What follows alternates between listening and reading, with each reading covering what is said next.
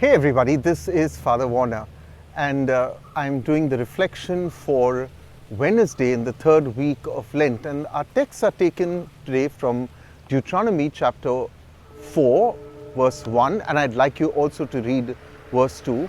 And then we're also going to look at verses 5 to 9. And the Gospel of Matthew is taken from chapter 5, and the verses are 17 to 19. Now I want to begin with something I read some time ago about how Satan operates. And it says that Satan makes us remember all that we should forget and helps us to forget all that we should remember. And I'm making this in context with the commandments of God, which really cover both the readings. The theme of both the readings are God's law and God's commandments. So straight away, I want to say this as an opening comment. You know, today when you turn on YouTube or WhatsApp or whatever, you can see a rather divided Catholic Church. There are several people, and both of them, I must say, are shrill voices on the right and on the left. And their basic premise is that Pope Francis is changing the laws of the Church. Now, it is true that Pope Francis very often makes several comments off the cuff, and he also has issued certain teachings officially. But read through all the noise and clutter, and you will realize that he has not changed anything in the Church. Yes, his suggestions on pastoral approaches are debatable and sometimes even sound rather controversial, but no pope can change the law of God. Why? Because you cannot change natural law. Civil governments may change it, but in our consciences and our hearts we cannot. You might have heard how France has now constitutionally permitted the right to abort, constitutionally. And you could see the celebration and the cheer that went up. Well, this is man's evilness of our heart, and because we as Catholics don't speak loud and clearly, very often our voices are also lost. But coming to the teachings of today, from Deuteronomy chapter 4 verses 1, I said please read 2 and then 5 to 9. What's happening first of all is the background. You see, the people of Israel have been in the wilderness for the last 40 years, and now they have come to Mount Nebo. Now this is the place where Moses will see the promised land, but he will be told by God, you are not going to enter it. We see that in chapter 1 verse 37. And we also hear that God is wrathful. He is really angry with the Israelites, because we know that many of them went and married the Moabites, and God is really angry with them, and he says to them in chapter 1 verse 36 that they will not enter the promised land except for Caleb and Joshua and their families, because when the Israelites were asked to go and defeat the Canaanites, the children of Israel said no. Caleb said, why not? We should obey the Lord. And so they were allowed to enter. Now, chapter 4, from where our text is taken, is Moses talking to a new generation of Israelites who are going to be allowed into the promised land. And Moses, who's now 120 years old, will give them the longest sermon. He repeats himself.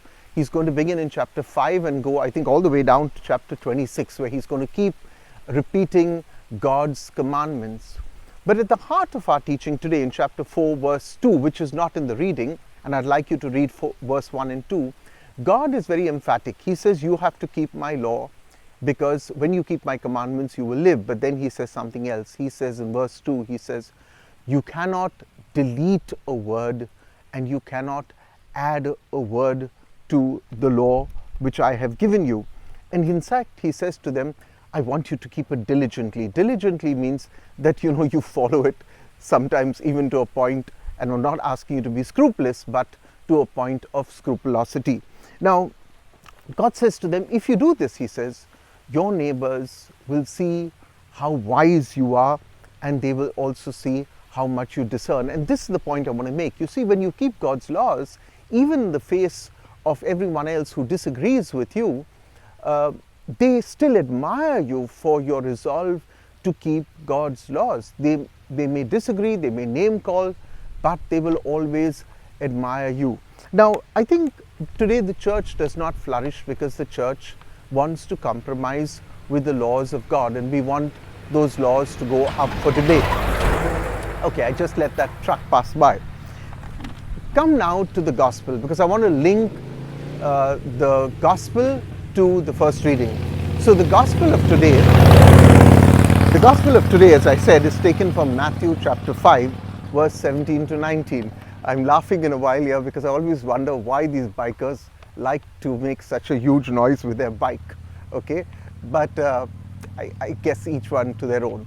But coming to the gospel now, the gospel of today, Jesus says, and this is where the link is, because remember in Deuteronomy we were told in chapter 4 verse 2 that God does not want us to change a single word or add it or subtract it. And in the gospel Jesus says not one dot, not one iota of the law will disappear. He's very clear. But you might ask me and say, Father, did Jesus not break the Sabbath law? If he said not one dot, not one iota can be changed, did he not break the Sabbath law when on several occasions he healed someone who was sick, in need? Now, Christ, remember, says, I have not come to abolish the law, I have come to fulfill it. The word in Greek is plerou. I'm not going to get into that because I've taught that when I've done the Sermon on the Mount. But he says, I have not come to abolish it, because, they looked at Christ as some kind of rabble-rouser who was there to change their laws and change the prophets. So he said, I have not come here to do any of that kind of thing. Now, to answer the question, you see, what was the commandment of God with regard to the Sabbath? It was simply this. It was very plain and simple. Keep the Sabbath holy. That's all that God asked us. But by the time of Christ, you see, the scribes and the Pharisees had about 39 restrictions on the Sabbath itself. And each of these restrictions had their own further interpretations, what you could not do. So, it was like splitting hairs all the while. I think what we need to do is keep God's commandments rather than all the traditions that man adds to God's commandments. Keep his commandments. So don't blame God for the many additions that are man-made. God is very clear. I want you to keep the Sabbath holy. The word holy is hagios in Greek, and it translates as different. I want you to keep that one day different. That one day belongs to me. It's not yours. It's not a holiday. It's not a rest day. It belongs to me. Now, Deuteronomy chapter 4 verse 1, God says to us, he says, I want you to keep the commandments so that you may live. And many of us look at keeping God's commandments as if it's a killjoy. No, God doesn't want to take away our joy. God wants us to have life. And he says that to us very clearly in the Gospel of John. I want you to have life, and life in its fullest. So, as I said, we conveniently forget God's law and we subscribe to the devil. I want to end with what I began. Satan gets us in a very simple way. He wants us to remember what we ought to forget, and he wants us to forget all that we ought to remember. Bye for now. I hope you love this teaching. Somebody asked me the other day, they said, Father, can you tell us where are you each time you record? Well, I'm still in nowhere, but I try to find a lovely place. This is a beautiful lily pond behind me. I cannot tell you, the breeze is simply fantastic. Yes, I've got a scorching heat, but you can hear the rustling of the palm trees, and the camera shaking because I've got 1 foot on the stand so that it literally doesn't topple over.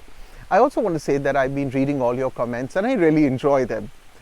Sometimes it's interesting. A person asked me this morning, well, Father, what's your age? And I said, isn't that rather personal? And he wrote back to me, I think it's a he or a she, I'm not too sure, said, well, in any case, when you die, they'll put up your age on your coffin. Why wait till then? And I had a good laugh and told him, I said, I'm 53, I'm going to be 54 in a few days from now. Thank you, everybody. Do subscribe to this channel, and I'll see you soon. Don't forget to like this teaching. If you had a good laugh, tell me you had a good laugh. And tell me from which part of the world, don't say India, but which part of the city, even of Mumbai or Goa or wherever you're watching from. I'd love to hear from you. Bye for now. See you tomorrow.